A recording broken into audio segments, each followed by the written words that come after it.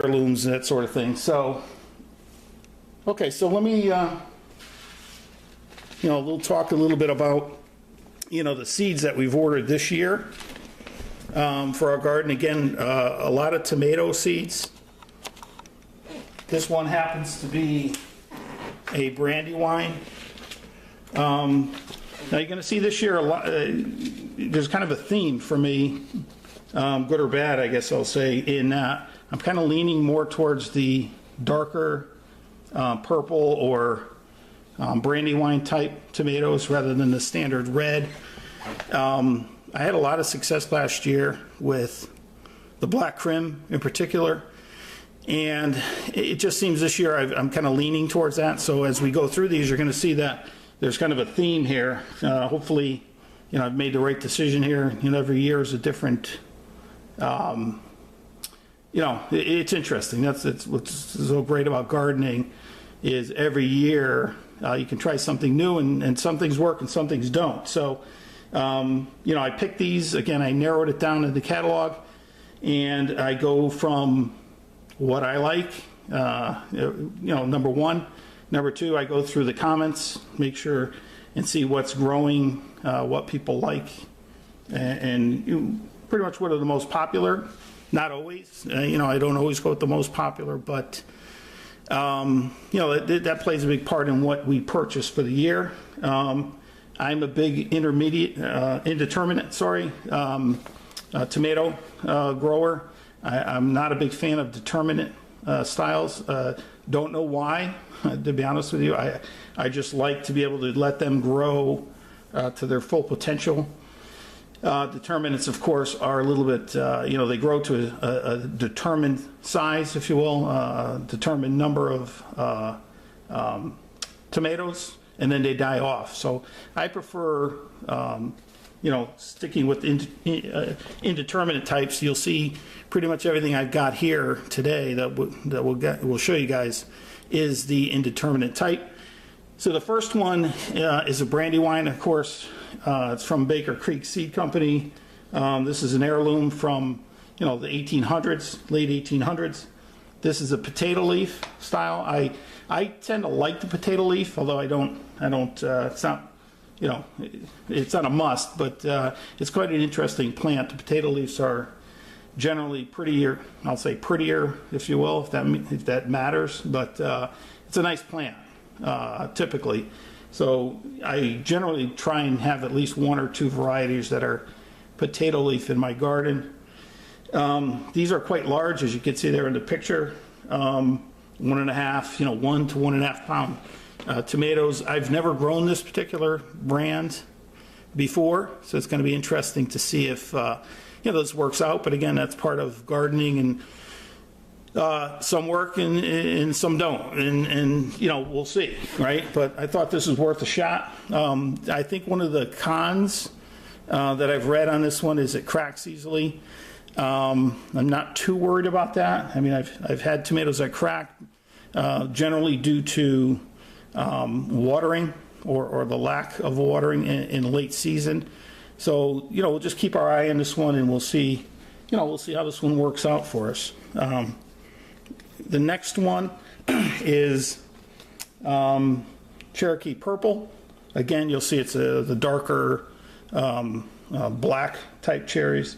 This is an Indian heirloom, again from about the 1800s or so. My understanding, this is quite a large plant. I have not grown this one previously, so it's going to be a new variety for me. Again, it's a large tomato. This is probably up to about 1 pound. This one says best for salsa. To be honest with you, I'm not interested so much in salsas and cooking with these. My biggest prerequisite, or what I'm looking for in a tomato, just my personal preference, is really tomato sandwiches and putting it on a burger, or just eating it straight up with some olive oil and black pepper and salt.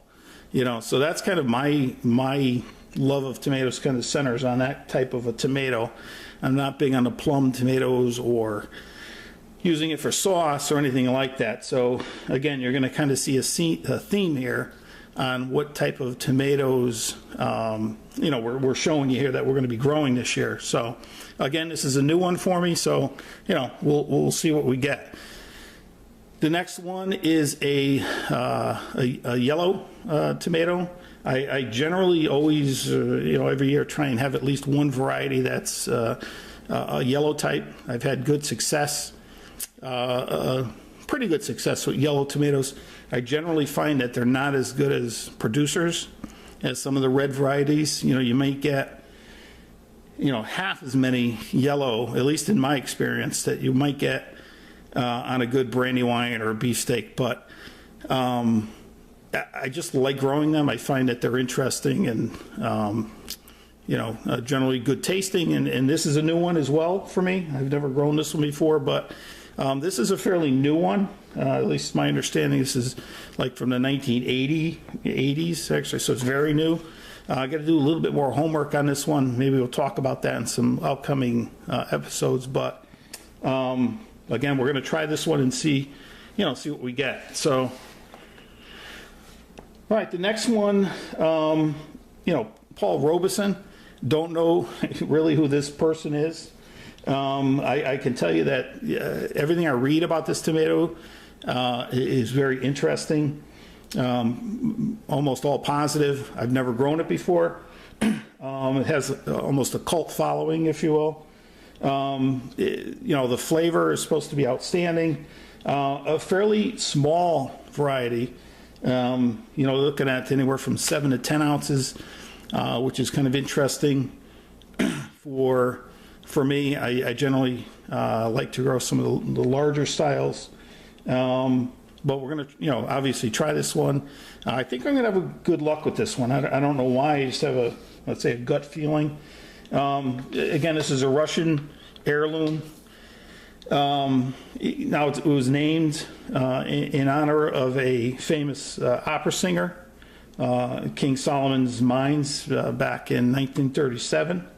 Paul Robeson was an equal rights advocate who stood up the infamous McCarthy Committee in the 1950s, and because of it, his career was nearly destroyed. So, this tomato seems to have an interesting history. Again, I'm going to look a little bit more into that history and see, what I can find. But, I think we're going to have some good success with this one. Okay, so the next one, again, if you look at the theme, we've stayed with some of the darker black tomatoes. This one is kind of a crapshoot, if you will, but it had some good reviews. Looked interesting. Not a lot of history about this tomato, but I just figured I'd throw it in here, throw it into the mix, and kind of see what we get. So now the next tomato, the black Krim. This one here, I had a lot of success last year, and probably right now, today is my favorite tomato all around. And I've been growing tomatoes for quite some time, but the black Krim just seems to be the best of everything. It's a good size, it's a beefsteak, it's an heirloom, great flavor. The plants that I grew last year, I got them, the seeds, again I grow everything from seeds, was from Baker Creek, and I had great success with it. I had some plants that were unbelievable producers. I mean, something upwards of 4 dozen tomatoes per plant, and nearly all of them, of the 48, were of good size and good color and no blossom end rot. I mean, just a really good experience. So, if we go back to our garden plan for this year, I don't know if you can see here, but the BKs are all black Krim. So I'll grow at least 4 black Krim this year. And I try and spread them out so they're not all kind of, eggs in one basket type thing. But, we're using this for our home, so we don't have to grow all that much. But again, we had about 2 plants last year, so I've doubled the production, and hopefully this year will be another bunker crop of black crim. We've given these away to people, and they absolutely love them. So I can't really say too many good things about the black crim. So I'm looking forward to this year and growing them. The next one is Sun Gold. Now, kind of take this away for a second. Sun Gold here. You'll